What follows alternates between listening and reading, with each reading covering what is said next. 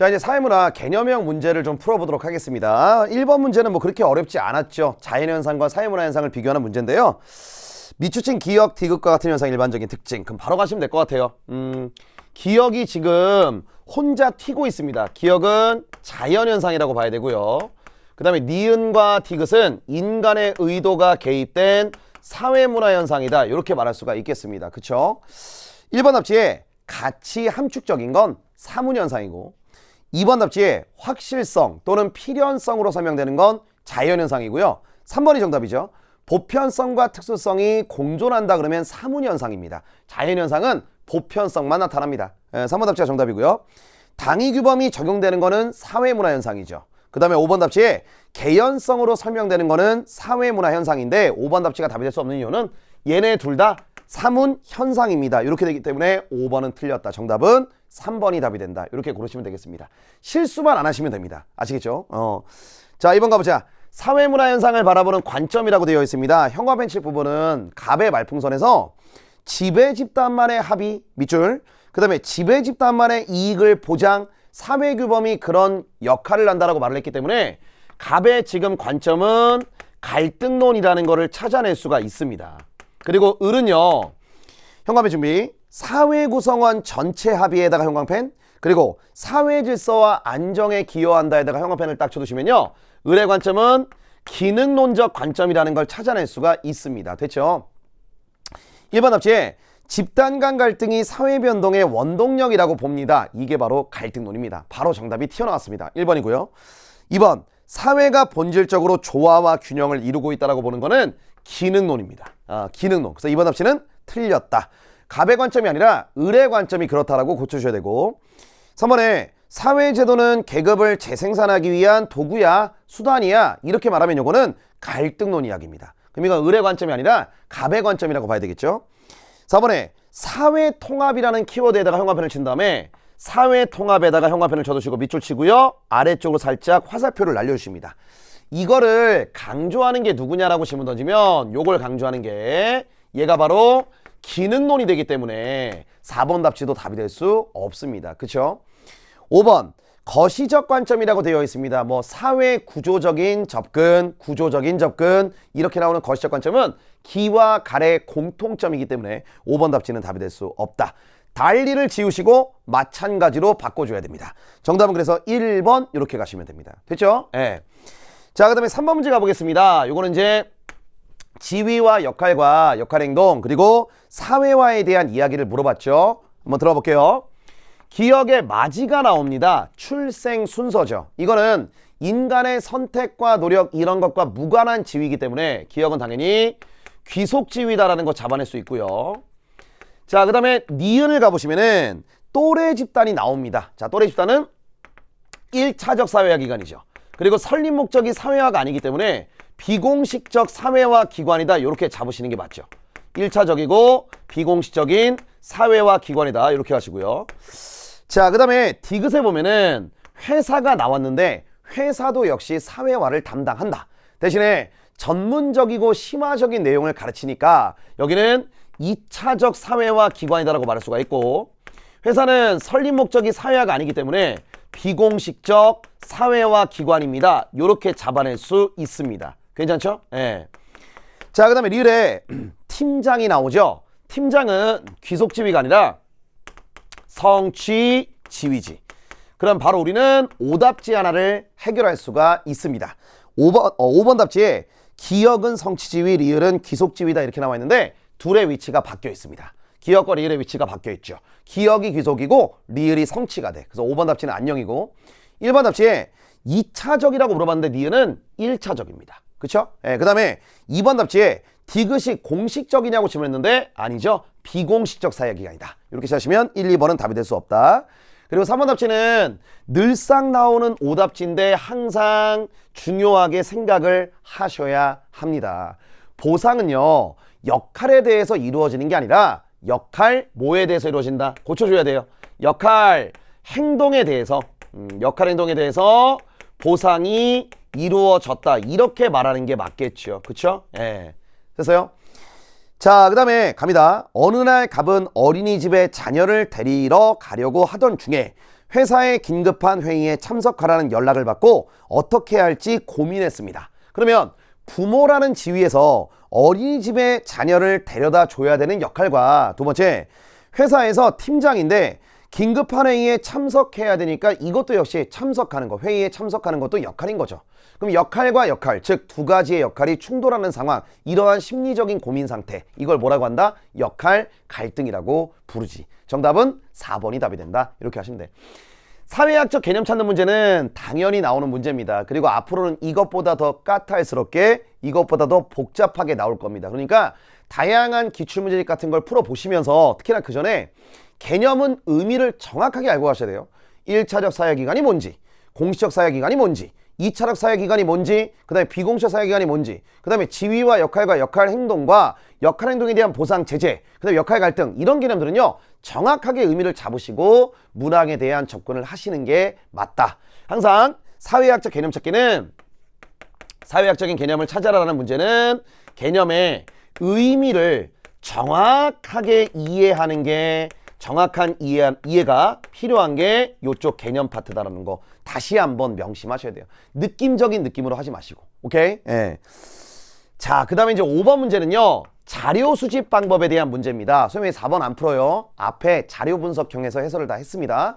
5번은 자료 수집 방법에 대한 이야기입니다. 보니까요, 갑이 지금 뭘 썼고 그 다음에 을이 지금 뭘 썼는지가 감이 좀 오실 겁니다. 형광펜 준비하시고 여기입니다. 두 번째 줄에 구조화된 설문 문항을 만들었다. 나오죠? 구조화된 설문 문항을 만들었다. 그럼 바로 이 사람이 질문지법을 썼다는 걸 확인할 수가 있습니다. 그걸 가지고 직접 데이터를 수집했습니다. 그 다음에 을의 경우는요, 끝에서 두 번째 줄에 심층적인 대화를 했다라는 키워드가 등장합니다. 심층적인 대화. 그럼 을이 쓴 거는 면접법이다라는 걸 찾아낼 수가 있죠. 이렇게 감 잡으시면 돼요. 자, 근데 중요한 포인트는 직접 연구자가 연구 중에 수집한 자료입니다. 이미 기존에 존재했던 자료를 인용하거나 활용한 게 아니라 연구 과정에서 직접 수집한 거잖아. 그러니까 이거는 오케이, 질문지법이나 면접법은 일단 1차 자료다라는 거를 기억하셔야 되겠죠. 참고로 문헌연구법의 경우는 주로 2차 자료를 수집한다라는 거 참고로 알고 가시고, 질문지법이랑 면접법의 공통점은 너무나 중요합니다. 얘네들의 공통점 너무 중요하죠. 항상 물어봅니다. 얘들은 연구자와 연구 대상 간의 언어적인 상호작용이 필수적으로 요구가 된다. 요게 필수적이다 라는 거는 늘 물어보는 거니까 기억하시기 바랍니다. 그러면 바로 풀이가 가능하죠. 기억, 갑은요 질문지법을 통해서 결국은 즉 양적 자료를 통해서 연구를 진행했습니다. 그래서 기억은 질적 지우고 양조로 바꿔줘야 돼. 질적 데이터를 쓴 거는 을입니다. 을이고요. 얘네 융통성 발휘가 중요합니다. 형광펜 융통성에다가 형광펜을 친 다음에 걔가 바로 면접법의 장점입니다. 융통성이라 나올 때도 있고요. 그 니은 답지에다가 융통성 말고 요것도 적어줘. 유연성이라는 키워드가 나올 때도 면접법의 장점이자 필요성이다. 이렇게 하시면 됩니다. 참고로요, 요거 참고 표시입니다. CF. 예. 그 실제성이 높은 데이터를 수집하기에 용이합니다가 나오는 순간요, 얘는 참여관찰법이다. 이것도 잘 물어봅니다. 예. 자, 그 다음에 디귿답지는 틀렸죠. 둘 다 1차 자료입니다. 둘 다 1차 자료고, 리을의 형광펜입니다. 언어를 통한 상호작용이 필수적인 자료 수집 방법. 이게요 질문지법과 면접법의 뭐다? 공통점이다. 그래서 리을은 정답이 되겠죠. 답은 4번입니다. 자, 넘겨볼게요. 6번 문제인데 이게 참 재밌는 게 뭐냐면 아직 뭐 오답률 같은 걸 제가 체킹하지는 못했습니다. 그런데 분명히 이쪽 6번에 나오는 주제 있죠. 즉 사회변동 방향에 따라서 사회변동을 설명하는 두 가지의 이론과 그 다음에 뒤쪽에 있는 11번 문제가 있습니다. 산업사회랑 정보사회를 비교하는 문제인데 분명히 3월 교육청 모의고사 때는 이 주제가 오답률이 높을 겁니다. 왜냐? 여러분 반성합시다. 어차피 3월, 4월, 6월, 7월, 9월, 10월 수능까지 다 전범입니다. 그러니까 후반부에 나와 있는 내용을 아직 리밋 강의 같은 거 완강하지 못한 친구들 같은 경우는 빨리 완강을 하셔야 되고, 완강하신 친구들도 물론 다음 커리로 넘어갈 수도 있겠지만은 복습이 필수라는 거 잊지 마세요. 예. 자, 6번입니다. 자, 사회변동 방향에 따라서 나눈 겁니다. 즉 다시요, A하고 B의 이론이 지금 나오는데 이 A, B 이론은 결국은 뭐에 따라 나눈 거냐? 사회 변동의 방향에 따라서 진화론과 순환론으로 나뉘었습니다 라는 걸 물어본 문제입니다. 진화론과 순환론이다. 자, 진화론은요 사회변동 방향을 얘기할 때 얘가 일정한 방향이 있다고 얘기를 하고, 이게 일정한 방향이 있다고 얘기하고요.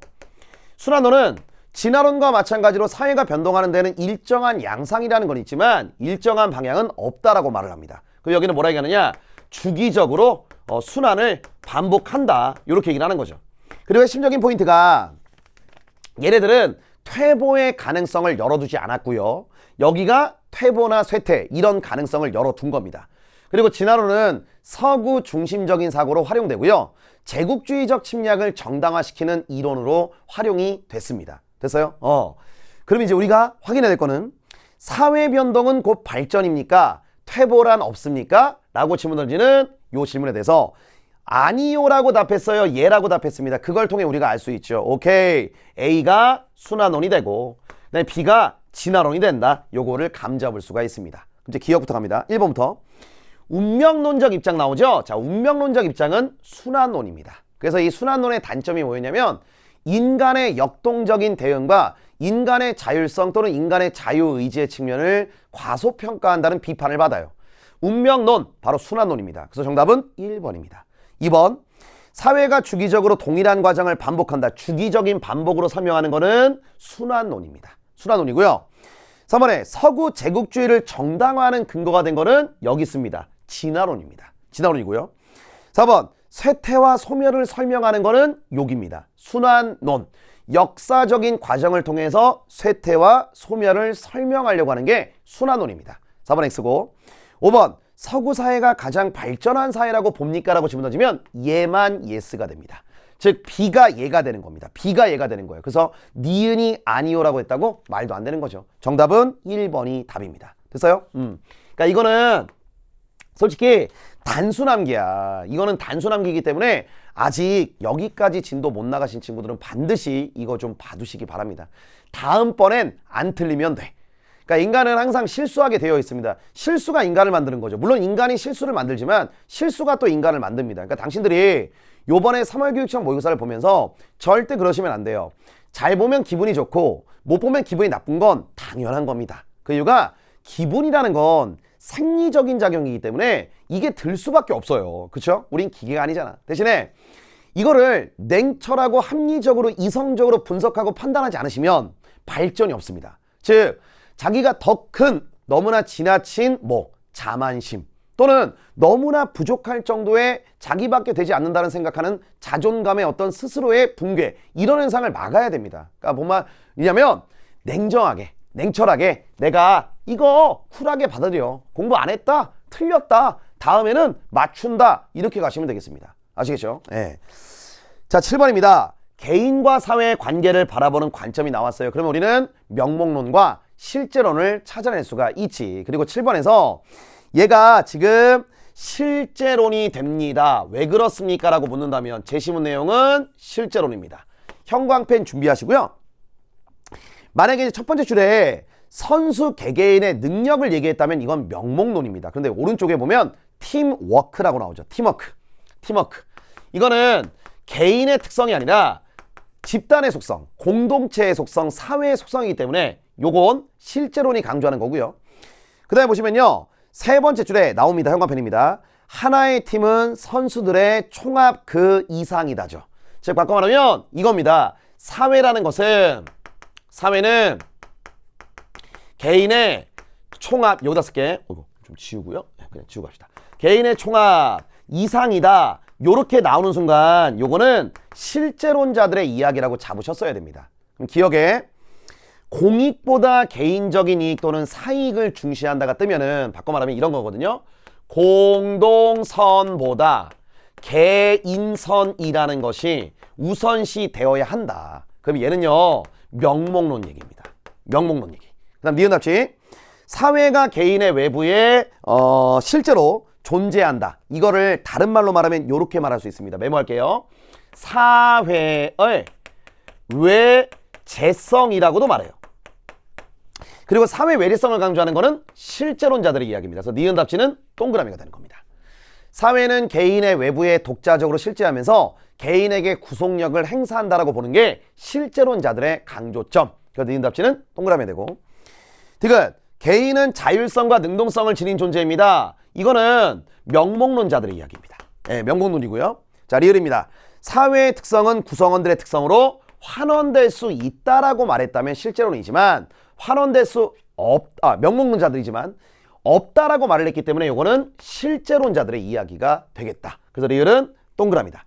사회가 개인의 속성으로 환원될 수 있다 그러면 명목론, 사회가 개인의 속성으로 환원될 수 없다라고 나오면 걔는 실제론자들의 이야기가 되는 거예요. 그래서 니은과 리을에서요 정답은 4번이 답이 되는 겁니다. 됐죠? 네. 자, 그 다음에 8번 문제 보도록 하겠습니다. 자, 8번 문제는 사회 집단을 분류하는 문제였습니다. 그쵸? 자, 일단 여러분들이 봤어야 되는 게 형광펜 준비하시고 여기다 밑줄입니다. 첫 번째 줄에 입사하여 애사심을 가지고 열심히 회사 생활을 했다에다가 형광펜을 딱 칩니다. 그게 뭐를 의미하는 거냐? 소속이 된 상태에서 얘가 나름대로 소속감이나 동질감을 가지고 그 집단의 목표를 위해 협력했다는 이야기가 되죠. 그러면 이 두 가지의 조건을 갖췄다라고 얘기한다면 얘를 바로 내 집단이라고 말할 수가 있습니다. 그러면 지금 A회사 있죠? 이 A회사가 내 집단이라는 걸 찾아낼 수가 있습니다. 그거 잡아내시고요. 그 다음에 그러던 중 갑은 사내라는 단어에다가 동그라미 쳐야 되겠죠. 자, 사내가 떴습니다. 그러면요, 니은에 있는 사내 동호회는 우리가 열심히 정리했던 몬공식 조직이다. 그렇죠. 비공식 조직이죠. 그리고 비공식 조직은 말하지 않아도 자발적 결사체입니다. 자결이라고 쓸게요. 그리고 자발적 결사체는 말하지 않아도 이익사회입니다. 이렇게요.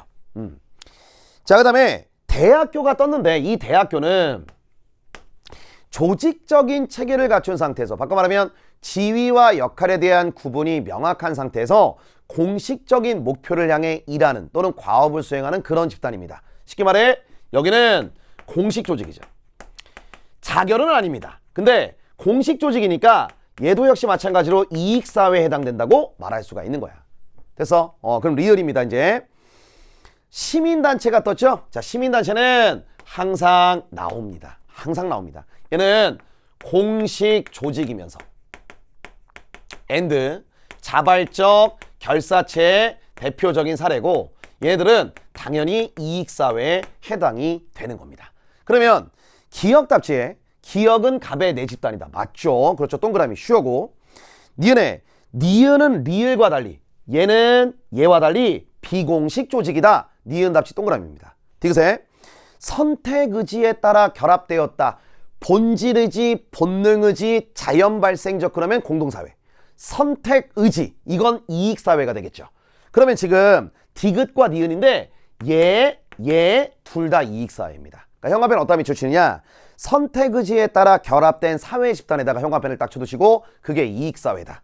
그러면 니은과 디귿은 모두 다 이익사회다. 그래서 디귿 답지는 X가 되는 거죠. 달리노 달리나 달리.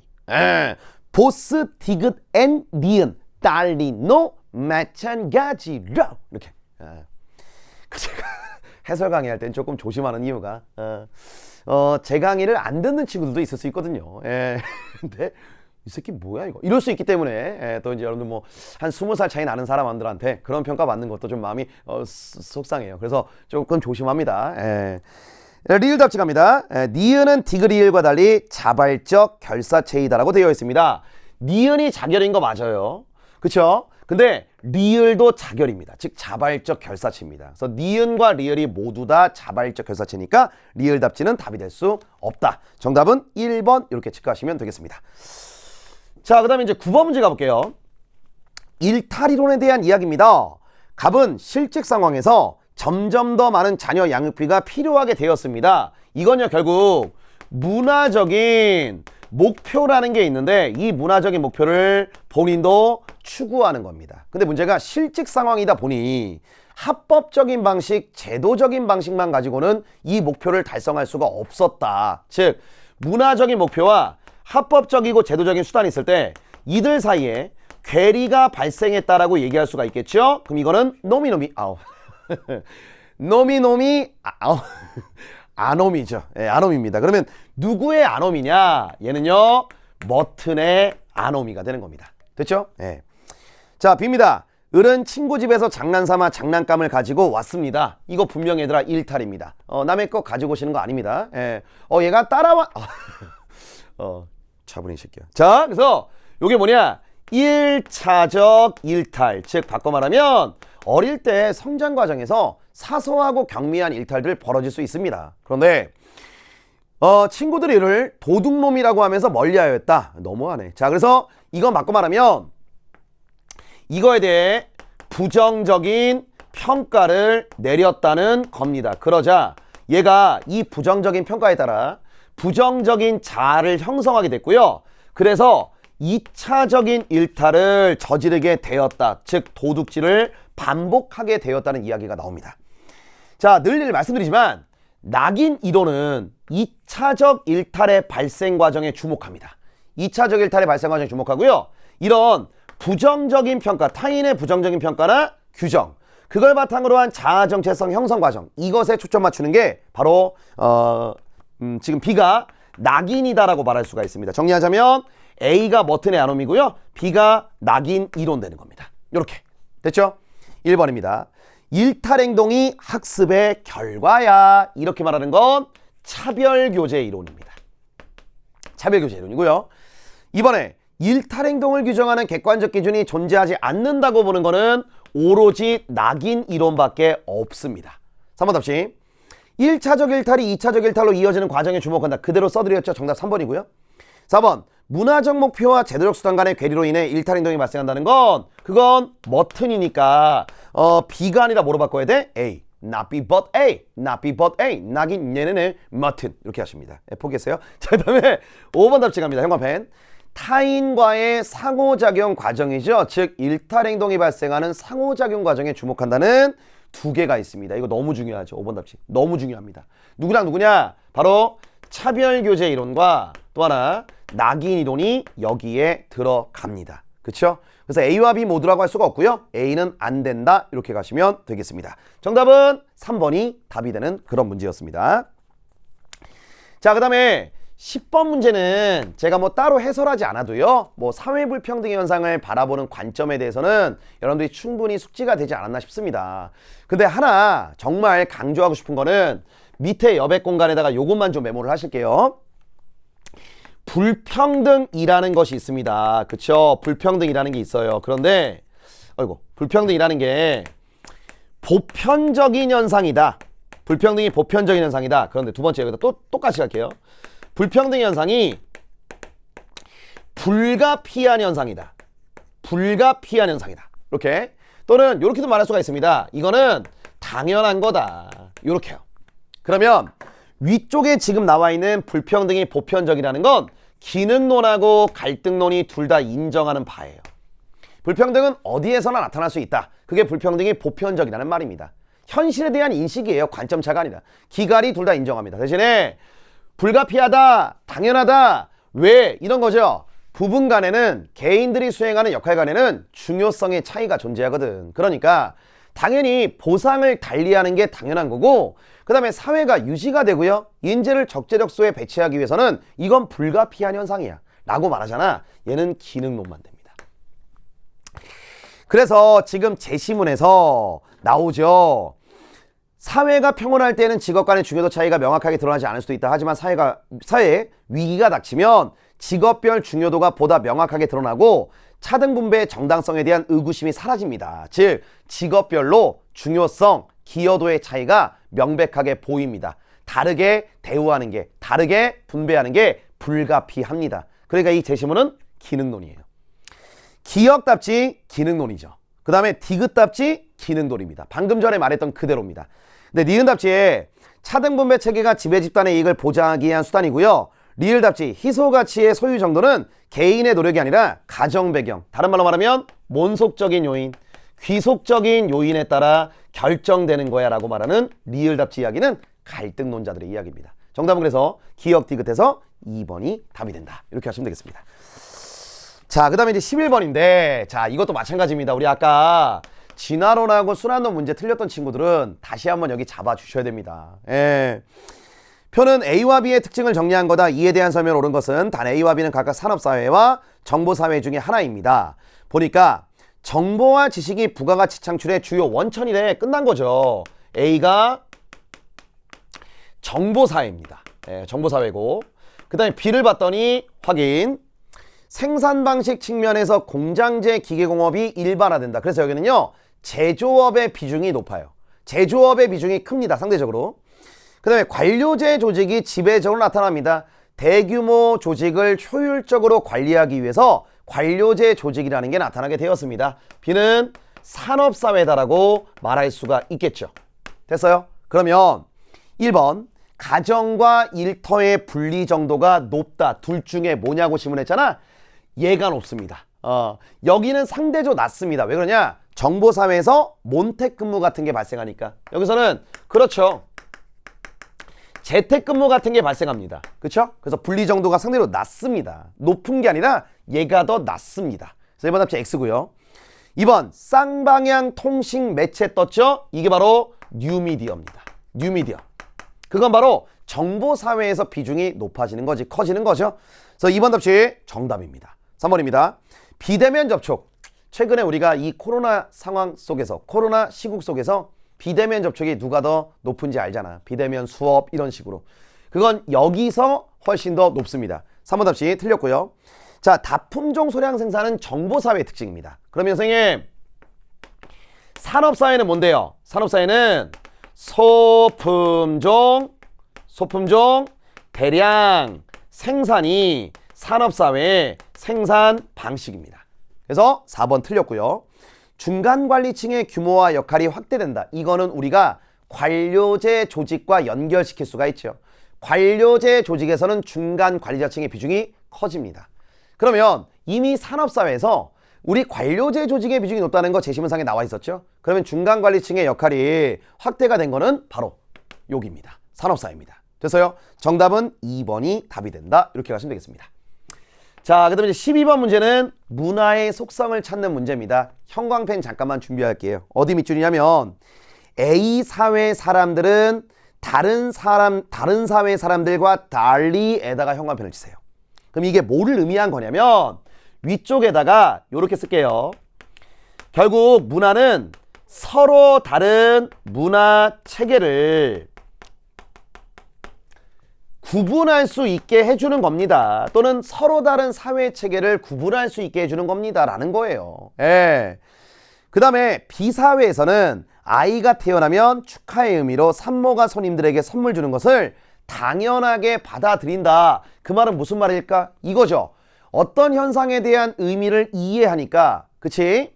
이거예요. 다른 사람의 행동이나 다른 사람의 사고를 충분히 예측하고 그것의 의미를 해석하는 게 가능하도록 만들어주는 게 바로 뭐다? 문화다라는 겁니다.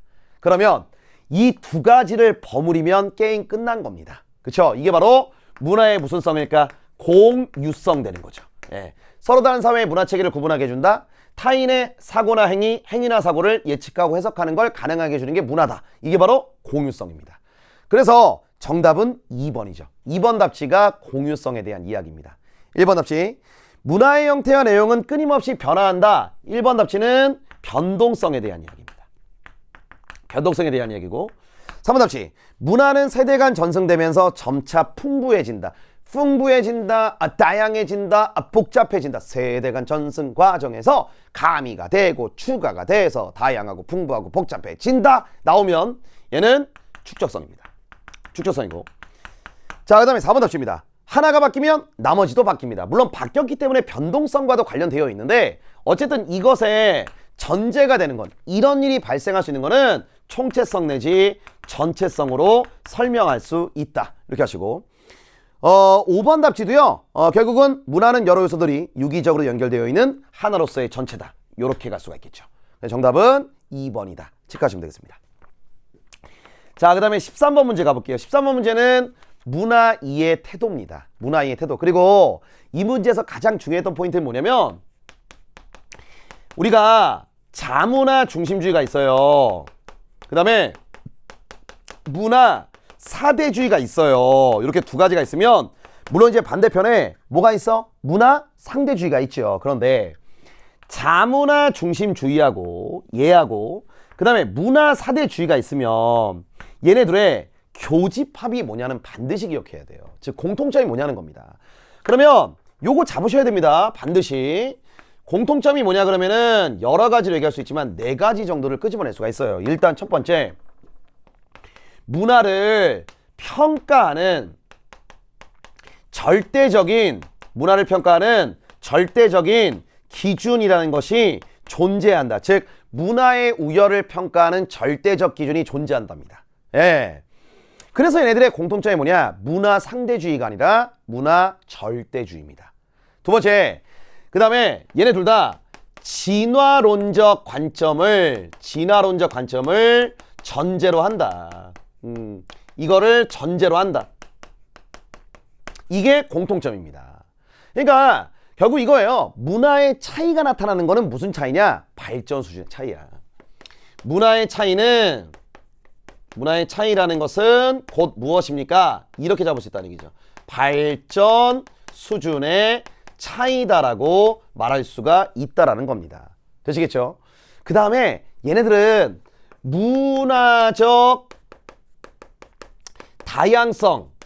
다양성을 보존하는데 유리한 게 아니라 불리합니다.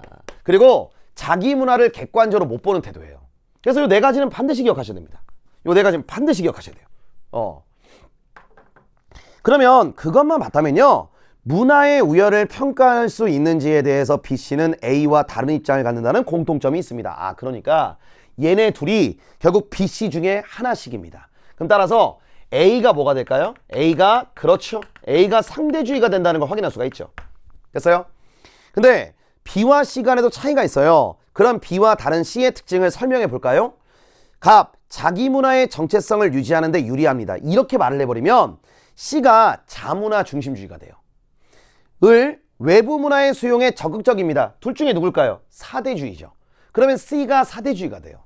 근데 교사의 말이 을만 옳은 설명을 했습니다라고 말을 했습니다. 그러니까 C가 뭐가 된다는 걸 찾을 수가 있어. 그렇죠. C가 사대주의가 된다는 걸 찾을 수가 있고 B가 자문화 중심주의라는 거를 확인할 수가 있죠. 요렇게 풀어내시면 되는 겁니다. 자, 1번 다른 사회와 문화적 마찰을 빚을 가능성이 높다. 그건 얘입니다. 자문화 중심주의예요.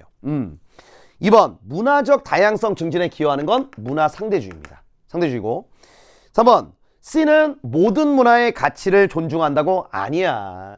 자기네 문화를 열등시합니다. 4번 문화 제국주의로 변질될 가능성이 큰 거는 자문화 중심주의입니다.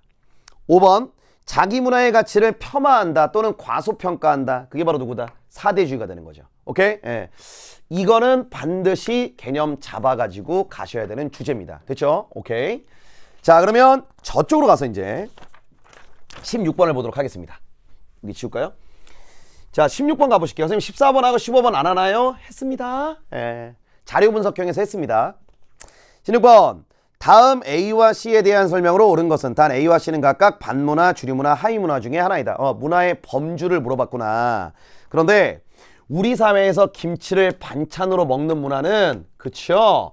당연히 주류문화다라고 말할 수가 있고요.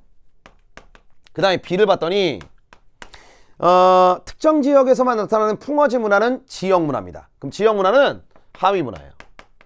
하위문화고 그 다음에 조직폭력배 범죄 문화는 이거는 반문화입니다. 요렇게 가시는 거죠. 자, 근데 1번 답지 이제 지겹습니다. 정말 많이 나오죠. A는 B와 C의 총합이다라고 되어 있는데 아니야. 이걸로 설명할 수가 없습니다. 하위 문화의 총합이 주류 문화입니까? 아니에요. 1번 답지 X고 2번 B는 C와 달리 사회 변화에 따라 A가 되기도 한다. 자, 무슨 말이냐? 얘들아, 아니야. 얘가 될 수도 있고요. 얘가 될 수도 있고요. 얘가 될 수도 있고요. 얘가 될 수도 있습니다. 다 가능합니다. 그래서 이거 X입니다. 3번 한 사회 내에서 세대 문화는 A가 아닌 B에 해당한다. 세대 문화는 요걸로 보는 게 맞겠죠. 그렇죠? 정답은 3번이고요. 4번 사회 전체의 문화적 동질성에 사용한 펜. 사회 전체. 하위 문화는 절대 될 수가 없지. 왜냐면 하위 문화는 특정한 지역, 특정한 세대 여기서만 향유하는 문화잖아요. 사회 전체 쪽은 주류 문화지. 그쵸? 예. 자, 5번 답지에다가 별표 칩니다. 요 5번 답지는 평가원 시험이나 내신 시험에서도 또 물어볼 수 있으니까 별표 좀 달아주실게요. 형어벤 해당 문화를 공유하는 구성원들의 소속감을 강화시킨다에다가 밑줄을 친 다음에요. 아래쪽에다 이렇게 화살표를 당겨주세요. 그게 문화의 일반적인 기능입니다. 문화의 일반적인 기능이에요. 무슨 말이냐면 얘도 껄쩍 죠. 다 껄쩍야. 그럼 껄쩍는 일반적으로 그거를 향유하는 사람들의 소속감을 높여주는 기능을 수행합니다. 그러니까 5번 답지는 왜 틀렸느냐? C는 A와 달리가 아니라 C와 A 모두로 바꾸셔야 됩니다. 예. 물론 이거를 향유하는 구성원들의 범주나 이놈의 성격에 따라서 이렇게 문화를 구분하는 거지만 해당 문화를 공유하는 구성원들의 소속감을 강화시키는 거는 모든 얘네 세 가지의 공통점, 즉 일반적인 기능입니다. 16번의 정답은 3번이다. 이렇게 하시면 되겠습니다. 자, 17번 문제는 사회운동에 대한 이야기입니다. 자, 이 문제의 포인트는 바로 이거죠. 사회운동이 되려면 어떤 성격들을 좀 갖고 있어야 됩니까? 라는 걸 물어본 겁니다. 우리 머릿속에 둥둥둥 떠다니는 거 혹시 놓쳤다면 개념서 한 번만 다시 보시고 필기노트 다시 한 번만 보시면 돼. 사회운동 되려면 몇 가지 키워드가 있었죠. 얘가 되려면요. 뚜렷한 신념과 뚜렷한 목표가 있고요. 그 다음에 얘는 지속적이고 그 다음에 집단적인 활동입니다.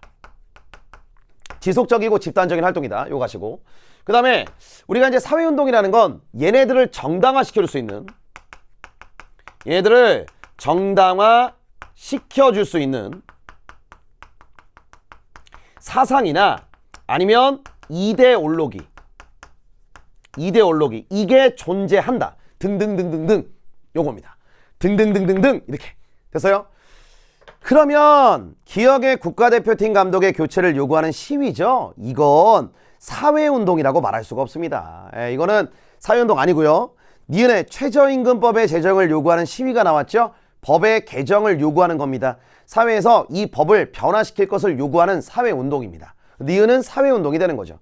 그것만 찾았다면 기억답지의 조직적인 역할분담 체계를 바탕으로 한다. 이거는 기억이랑 상관이 없습니다. 이런 성격이 나타나는 것에 가까운 건 사회운동이죠. 기억은 X고. 니은 당연하죠. 최저임금제를 바꿔라 이거니까 디귿. 니은은 기억과 달리 사회운동이다. 예스입니다.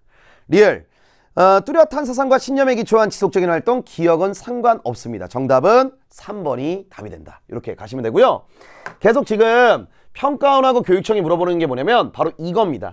요거 사회운동의 특징이 무엇입니까? 라는 거 기억하셔야 하는 부분입니다. 됐죠? 예. 자, 이제 마지막으로 19번 문제를 풀어보도록 하겠습니다. 갑국과 을국의 문화변동에 대한 옳은 설명이라고 나와 있습니다. 자, 출발해볼게요. A국은 갑국을 점령한 다음에 갑국의 일부 다처제를 법으로 금지하면서, 즉 갈게. 일단 사람과 사람 사이에 인적 교류가 나타난 거니까 이걸 통한 전파니까 직접 전파고요. 그 다음에 강제성이 여실히 보입니다. 그러니까 이거는 강제적 문화접변이라고 말할 수가 있겠죠. 그쵸? 그런 다음에 원래 갑국이 갖고 있었던 일부 다처제를 법으로 금지하고 이걸 어기면 처벌했대요. 이로 인해 갑국에서는 일부 다처제가 사라지고 A국의 일부 1처제가 정착되었대요. 아, 그러니까 뭘까?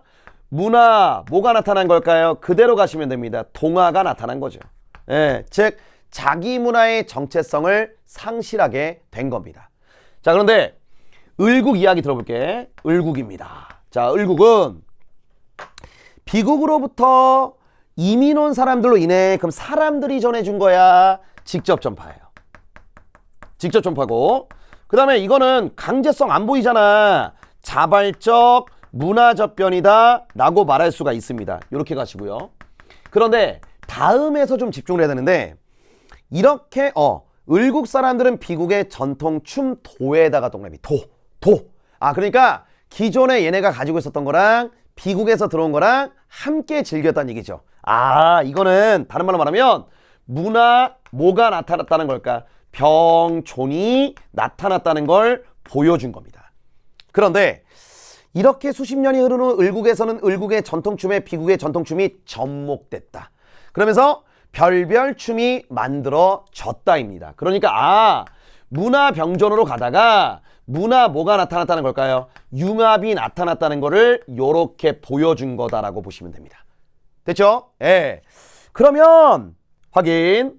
갑국에서는 직접 전파와 자발적 문화 접변이 나타났다. 아닙니다. 무슨 적? 강제적입니다. 예. 니은 을국에서는 문화병존을 거쳐까지는 좋았는데 그 다음 나타난 건 융합입니다. 동화가 아니라 정답 5번이죠. 을국에서는 각국과 달리 자기 문화의 정체성이 보존되었다. 자기 문화의 정체성이 보존되는 건 병존과 융합입니다. 병존과 융합 요렇게 적어두세요. 그러니까 맞죠? 리얼. 갑국과 을국은 모두 외부 사회의 접촉으로 새로운 문화를 갖게 되었다. 그렇죠. 여기 둘 다 문화 접변을 통해서 문화 변동이 나타난 게 맞습니다. 정답은 그래서 5번이 답이 된다. 이렇게 하시면 되는 겁니다. 됐죠? 예. 자, 이렇게 해서 사회문화 문항 전체 다 풀어봤습니다.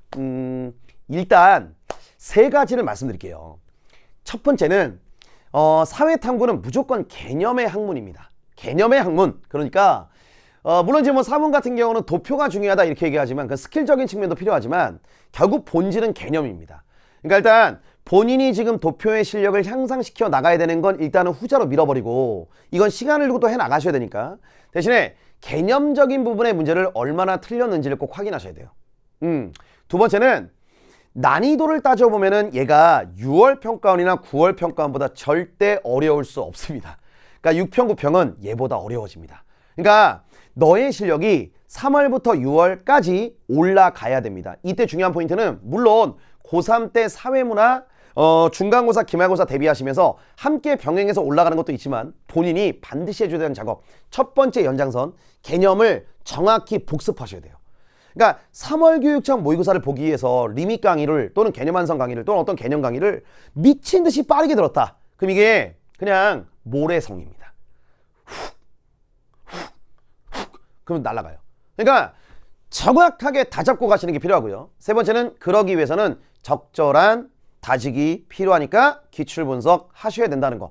이렇게 해나가면서 다음번에 시험 볼 때는 지금보단 발전된 모습을 보일 거다라는 각오를 단단하게 하시고 냉철하게 접근하시는 게 3월 합평을 본 사람들에 대해서 꼭 해주고 싶은 말입니다. 제가 3월 교육청 모의고사를 보고 난 다음에 그게 무게감이 큰 건 난 알겠거든요. 근데 그걸 보고 난 다음에 우는 친구들한테 꼭 해주는 말이 있습니다.